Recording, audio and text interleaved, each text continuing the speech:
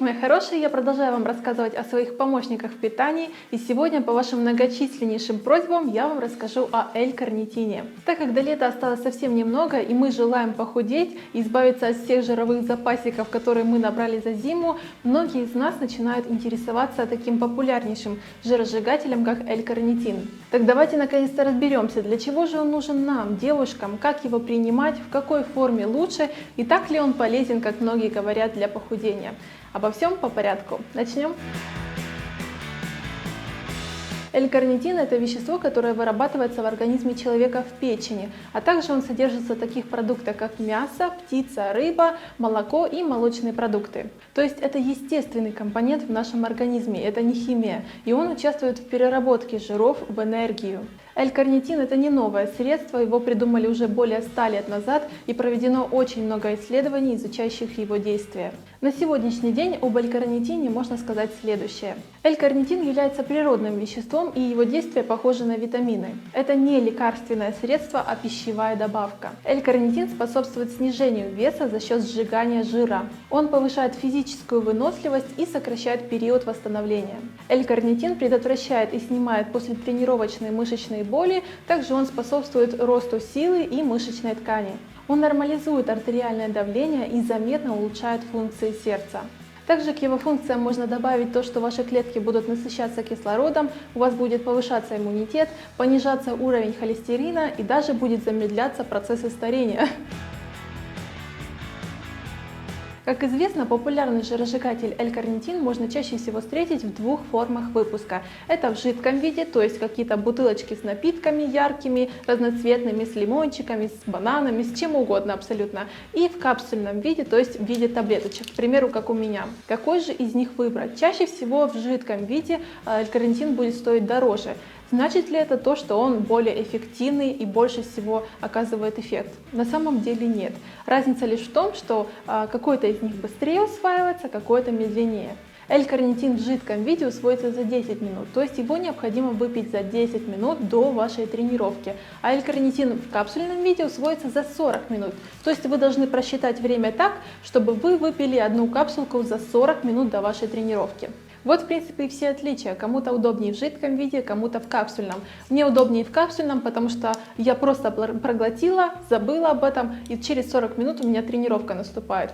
В жидком виде просто приятнее пить, он обладает какими-то вкусами, разными, их очень и очень много представлено на рынке. Но опять же, не забывайте, где вкус, где красители, там, естественно, ароматизаторы, добавки, подсластители и все-все-все подобное.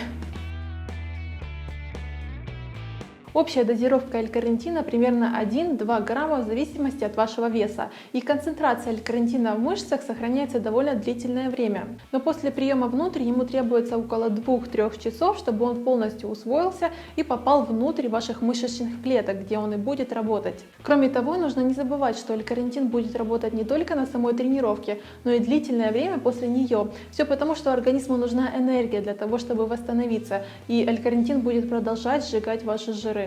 Оптимальный вариант – принимать L-карнитин ежедневно. И перед тем, как вы сделаете свой выбор в пользу капсульных или жидких L-карнитинов, всегда проверяйте место, где вы будете покупать эти пищевые добавки, потому что все-таки очень много на сегодняшний день подделок. Всегда читайте отзывы, всегда проверяйте, на самом деле качественная продукция на этом сайте или нет. Спрашивайте у тех, кто там заказывал.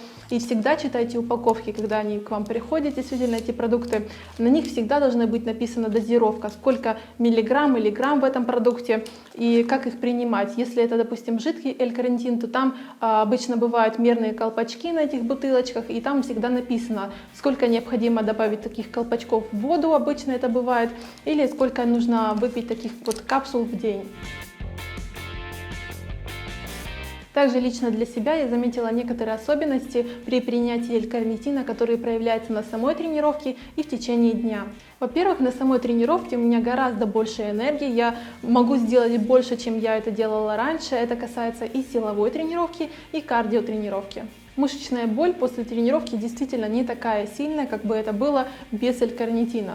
Еще запомнилась такая особенность, я читала, что у многих девчонок и парней тоже такое было. Во время принятия капсульных L-карнитинов фирмы Dematize у меня во время тренировки и после нее была какая-то неприятная отрыжка. Простите, конечно, за подробности, но это один из таких негативных моментов. Также во время тренировки может повыситься потоотделение и общая температура вашего тела.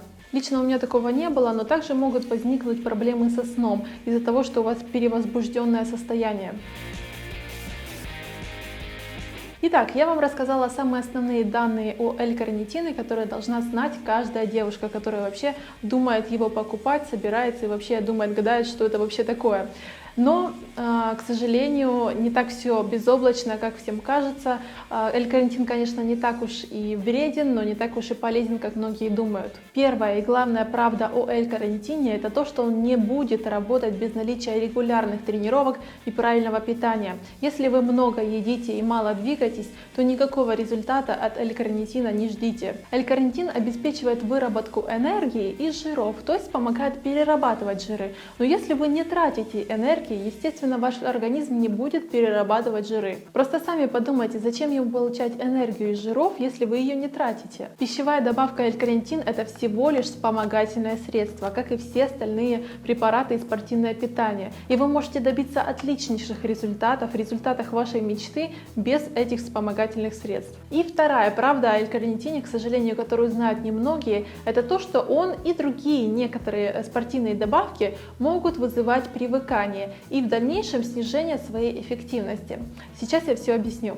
Я уже не раз слышу эту знакомую историю от девчонок и парней, когда мы занимаемся регулярно спортом, правильно питаемся, принимаем L-карнитин регулярно и добиваемся своих результатов. Но в какой-то момент у вас наступает отпуск, допустим, вы поехали на море, конечно же, в это время вы позволяете себе вкусненькую свою любимую еду, вы отдыхаете от тренировок и, конечно же, нет смысла принимать L-карнитин, как вы думаете, да? В этот период очень многие замечают, что у них просто невероятная усталость, какой еще никогда не было. Вы постоянно в подавленном настроении, вы начинаете набирать обратно свой вес, который вы так долго сбрасывали. И таких историй на самом деле очень и очень много. На самом деле все логично. В то время, когда вы регулярно тренировались, правильно питались и принимали L-карнитин, ваш организм уже привык брать энергию из жировых клеток с помощью этой пищевой добавки. Естественно, теперь, когда ее не хватает и не хватает этого бешеного темпа ваших тренировок и правильного питания, происходит подавление естественных процессов жиросжигания. Итак, из всего этого я могу сделать такой вывод и совет вам. Прием L-карнитина, неважно в какой форме, как вы уже поняли, имеет смысл только в том, если у вас регулярные тренировки, если у вас грамотно расписанный рацион питания с четко поставленной калорийностью, если это период похудения, это может быть весна, и если вы принимаете препарат только 2-3 месяца, то есть не постоянно. И, конечно же, самое главное, перестать принимать L-карнитин тоже нужно постепенно. С каждой неделей, с каждым днем уменьшать немножечко порции. И в это время вы не должны прекращать ваши тренировки и продолжать правильно питаться. Ну что ж, я надеюсь, я рассказала вам самую главную информацию о L-карнитине, и теперь вы сможете сами самостоятельно сделать свой вывод, нужно вам это или нет. Кстати, напишите в комментариях, какое у вас мнение по поводу этой пищевой добавки, какие у вас отзывы, я думаю, многим будет интересно почитать. А вам большое спасибо за просмотр, мы встретимся в следующих роликах, всем удачи! Пока!